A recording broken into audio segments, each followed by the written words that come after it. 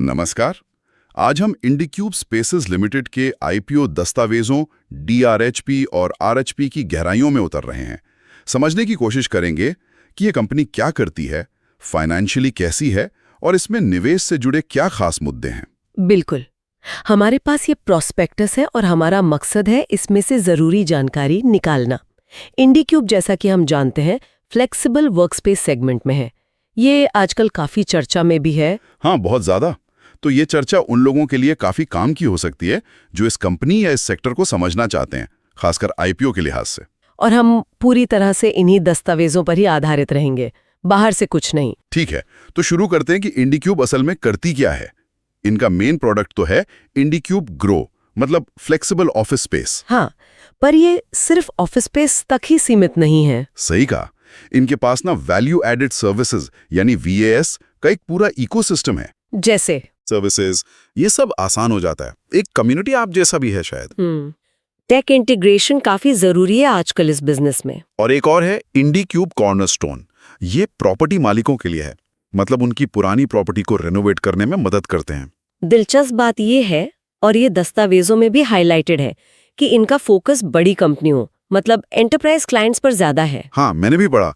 जून 2024 तक इनके average lease की ड्यूरेशन 44 महीने थी। और लॉक इन पीरियड 33 महीने का। ये इंडस्ट्री में काफी स्टेबल माना जाता है, मतलब क्लाइंट जल्दी छोड़कर नहीं जाते। ये एक अच्छी बात है। और ये भी कि ज्यादातर प्रॉपर्टीज ये खुद खरीदते नहीं, लीज पे लेते हैं। हाँ, ये इनका एसेट लाइट मॉडल है। अच्छा, तो ये खुद को बाजार में अलग कैसे दिखाते हैं? क्या है इनका यूएसपी?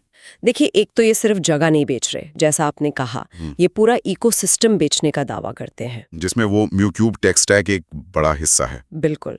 टेक्नोलॉजी पर काफी जोर है।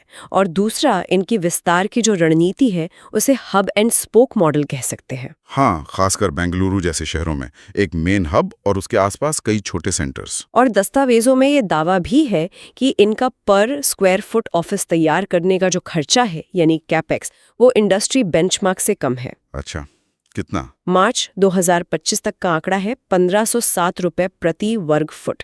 ये शायद इनकी ऑपरेशनल एफिशिएंसी दिखाता है। ये तो हुई अच्छी बातें। लेकिन सिक्के का दूसरा पहलू भी होता है, मतलब रिस्क, खतरे का क्या है? सबसे बड़ा रिस्क तो इनके बिजनेस मॉडल में ही है, क्योंकि ये ज्यादातर प्रॉपर्टीज लीज पर लेते हैं। हाँ, तो अगर लीज रिन्यू नहीं हुई या शर्तें बदल गईं, तो बिजनेस पर सीधा असर पड़ेगा। ये एक बड़ा डिपेंडेंसी फैक्टर है। और दूसरा, नए क्लाइंट्स लाना और पुरानों को बनाए रखना। कंपटीशन बहुत बढ़ रहा है इस सेक्टर में। हाँ वो तो है, वी वर्क है और भी कई लोकल प्लेयर्स हैं। बिल्कुल। तो कस्टमर एक्विजिशन और रिटेंशन, ये हमेशा एक चुनौती रहेगी। और पैसों से जुड़े रिस्क, फाइनेंशियल रिस्क, वो भी काफी महत्वपूर्ण है। देखिए, कंपनी पर कर्ज काफी है।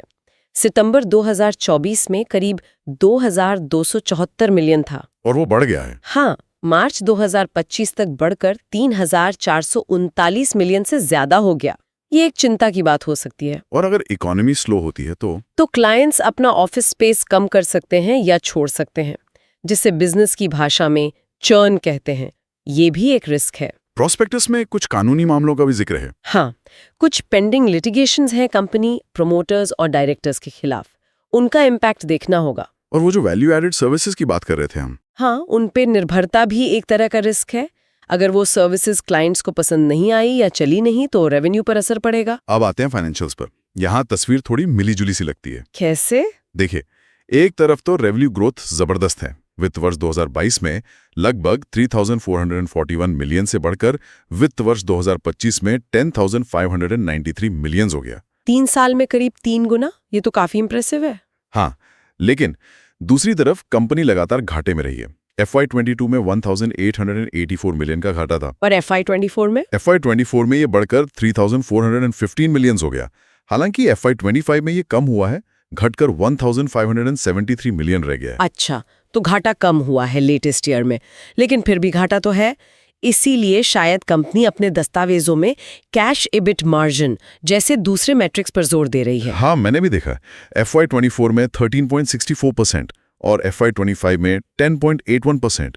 ये क्या दिखाता है? ये बेसिकली दिखाता है कि कंपनी अपने कोर ऑपरेशन से, मतलब इंटरेस्ट, टैक्स, डिप्रिसिएशन और अमोर्टाइजेशन से पहले कैश कितना जनरेट कर रही है।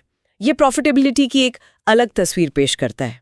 और इनके पास जो टोटल एरिया है मैनेजमेंट के अंडर AUM, वो भी तो काफी बड़ा है। हाँ बिल्कुल, FY 22 में करीब 4 मिलियन स्क्वायर फीट था, जो मार्च 2025 तक बढ़कर 8.4 मिलियन स्क्वायर फीट हो गया, डबल से भी ज्यादा। और ऑक्यूपेंसी रेट कैसा रहा है, मतलब कितनी जगह भरी रहती है? वो काफी स्टेबल रहा है, करीब 85 से 90% के बीच। मार्च 2025 में रेंटेबल सेंटर्स में 85.12% और स्टेडी स्टेट सेंटर्स में 86.50% बताया गया है। मतलब डिमांड तो है इनके स्पेसेस की। लगता तो है, और जैसा आपने पहले कहा, ये फ्लेक्सिबल वर्कस्पेस का मार्केट भारत में बढ़ भी रहा है। हाँ, CBSE के एक रिपोर्ट का जिक्र है प्रोस्पेक्टस में।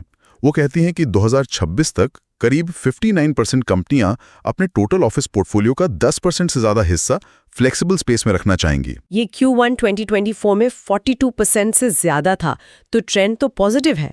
अब आते हैं IPO पर। कितना पैसा जुटाने का प्लान है? टोटल इशू साइज 7,000 मिलियन तक का है। इसमें से 6,500 मिलियन फ्रेश इशू है, मतलब नया पैसा कंपनी में आएगा। और बाकी 500 मिलियन का ऑफर फॉर सेल OFS है। इसमें मौजूदा शेयर होल्डर्स अपने शेयर बेच रहे हैं। कौन बेच रहा है OFS में? प्रमोटर्स हैं ऋषि दास और मेघना अग्रवाल, दोनों 250 मिलियन के शेयर बेच रहे हैं। और ये भी ध्यान देने वाली बात है कि वेस्ट ब्रिज, AIFI जैसे बड़े निवेशक पहले से ही इसमें इन्वेस्टेड हैं। और क्योंकि ये पहला पब्लिक इशू है, तो पहले से कोई लिस्टेड मार्केट प्राइस तो है नहीं, वैल्यूएशन देखना दिलचस्प होगा। बिल्कुल। तो अगर हम सब बातों को समेटें, IndiCube स्पेसेस एक तेजी से बढ़ती कंपनी है। हाँ, एक आकर्षक ग्रोइंग सेक्टर में है। बिल्कुल। टेक्नोलॉजी और वैल्यू एडेड सर्विसेज पर इनका फोकस है। बिल्कुल। लेकिन दूसरी तरफ लीज्ड प्रॉपर्टीज पर भारी निर्भरता है। हाँ, लगातार घाटे में रही है कंपनी, हालांकि घाटा कम हुआ है। और कर्ज भी काफी ज्यादा है। सही। तो यहाँ पर एक बड़ा सवाल मन में आता है, और शायद निवेशकों को भी सोचना चाहिए कि क्या ये बिजनेस मॉडल, जिसमें इतना भारी कैपिटल एक्सपेंडिचर लगता है, इतनी लीज लायबिलिटीज हैं और साथ में इतना कर्ज और पिछले घाटे हैं, क्या ये भविष्य में सस्टेनेबल तरीके से प्रॉफिटेबल हो पाएगा, खासकर बढ़ते हुए कंपटीशन के माहौल में? बिल्कुल, ये एक विचारणीय प्रश्न है। इस पर जरूर गौर करना चाहिए। इस गहरी पड़ताल में शामिल होने के लिए धन्यवाद।